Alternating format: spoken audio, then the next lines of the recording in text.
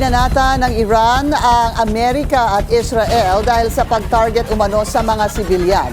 At sa kabila ng banta ni US President Donald Trump na pupulbusin ang Tehran, may sariling babala ang Iran. Ang detalye sa Agenda Report ni Francis Folve.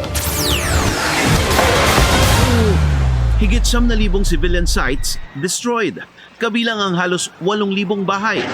Malinaw na guilty sa war crimes ang US at Israel, ayon sa Iran. They are deliberately and indiscriminately targeting civilians and civilian infrastructure across my country. They show no respect for international law and no restraint in committing these crimes.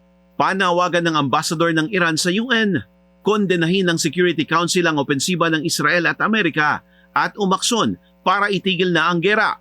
The world is witnessing how a rogue and irresponsible state, together with an illegitimate regime, is targeting the Iranian schools, hospitals, residential building infrastructure, sports hall, and relief facilities.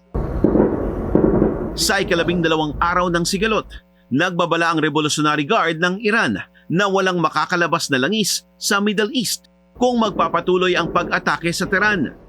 Sagot yan sa babala ni US President Donald Trump na tuluyan na niyang pupulbusin ng Iran kung patuloy nitong iipitin ng Strait of Hormuz.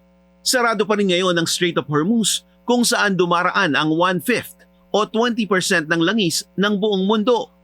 President Trump fully expected the rogue Iranian regime to try and disrupt the global markets.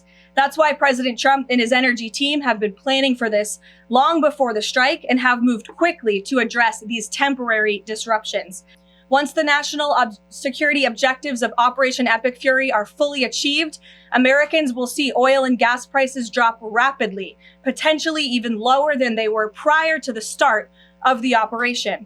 And we will live in a world where Iran can no longer threaten the United States or our allies with a nuclear bomb. Para mapigilan ang pagsirit pa ng presyo ng langis sa world market, plano raw ngayon ng International Energy Agency na maglabas ng higit 182 million barrels of oil reserves, ang pinakamalaki sa kasaysayan ng organisasyon.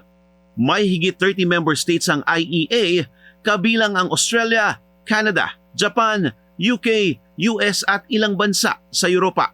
Para sa Agenda, Francis Folve, Billionario News Channel. Mag-follow sa aming mga social media accounts at mag-subscribe sa aming YouTube channel para sa pinakahuli at eksklusibong mga balita.